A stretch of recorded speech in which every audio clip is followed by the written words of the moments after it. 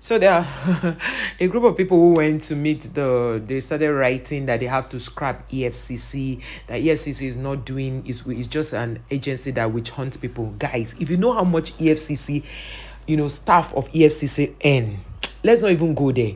Because in as much as the actual aim of creating EFCC is to fight financial crime, money laundering, and all of those stuff, a lot of EFCC officials have made it a duty to waylay people, harass people, take undue advantage of people. Once they see you carry laptop, they're coming for you. Once they see you drive Benz, they are coming for you. Once you're a young person, and they forget that now, because of the invent of social media, a lot of Nigerians are doing so well. You see a boy of 19, 18 years, he's doing well for himself because he's creating content, because he has something he's doing. You see a family that used to be very, very beggarly and all of that doing so well. But all of a sudden, they said no, that anybody that wears dreadlocks, or just exactly the things that made answers to ensue, or what made them ensue, as in that was just one of the reasons people were being manhandled, people were being talked down on, people were being, like, now EFCC will actually barge into somebody's house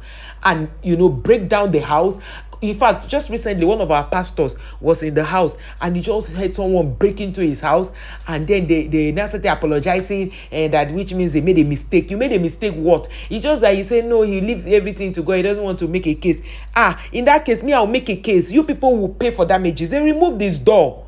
EFCC removed his door, that they are looking for somebody that they told them the number, meaning that they had the wrong number. They entered the man's house and saw that he's not the person they are looking for. Is that how EFCC used to be in those days when Ribado was the chairman of EFCC? If they tell you that you have been reported to EFCC, or EFCC is inviting you, you will be shaking. But right now it's business as usual. Like, if EFCC is inviting you, they're like, okay, is another way of exchanging money, right? People have so bastardized EFCC to the point, or rather EFCC staff have bastardized the game, because that was not how EFCC used to be. EFCC used to be a very noble agency where if you hear that EFCC is looking for you, you begin to shiver. In fact, in those days, all these people that used to do land grabbing in Abuja, if they hear that they have been invited by the EFCC, they know they are supposed to be shaking, or maybe pray extra for God to save them, because it was really. But right now, people have taken EFCC for granted. The reason is because of how EFCC, staff have presented themselves. Those people, let us say somebody who enters EFCC with school cert is earning almost 500k as salary, and yet you will go and do masters, work in a normal agency, you do your first degree, you do maybe a second degree, you do masters, and you will not be earning up to 200k. You will not be in a normal government establishment. You will not be earning up to 200k. And then somebody who just with school side, because he's in EFCC, is earning almost 400 and something to 500k. Then you see the people who entered with degree earning up to 1 million naira.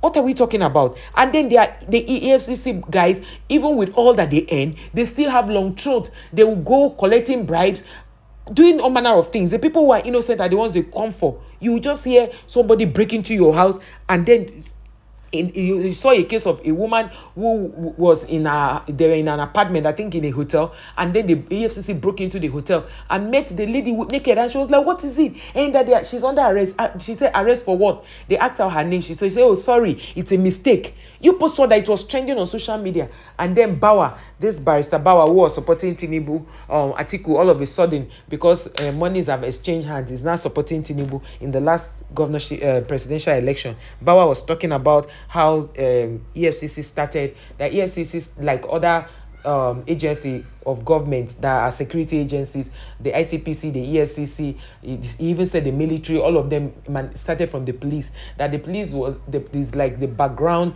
is the foundation of all security in Nigeria. Like, that's where most of the security outfits come out, from the police.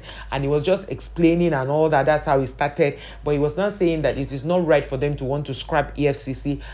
He said his own, even other people said their own, the reasons why these people, the ex-governors, have said it. Because most times, look at how it is, immediately an ex-governor leaves office, as far as you are not in the good books of the government that is about to enter, or maybe the incumbent governor, you see them coming to arrest you, whether they have a case. I feel that, and sometimes they will parade you before even investigating. No, that shouldn't be the case.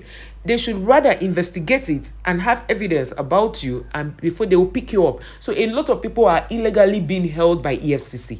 A lot of people are being investigated wrongly because it doesn't make sense. When Ribadu was there, Ribadu was giving bribe. He did a video now. He was interviewed and he said they gave him how much? The money was almost billions. They gave him in with a new car. They brought it. He said he's not going to collect. They tried to kill Ribadu. God protected him. Well, how did that happen? He was in the. They shot the car. It was a bulletproof car. That's how Ribadu escaped from that assassination, because they brought him bribe and he refused to collect. So that's the thing.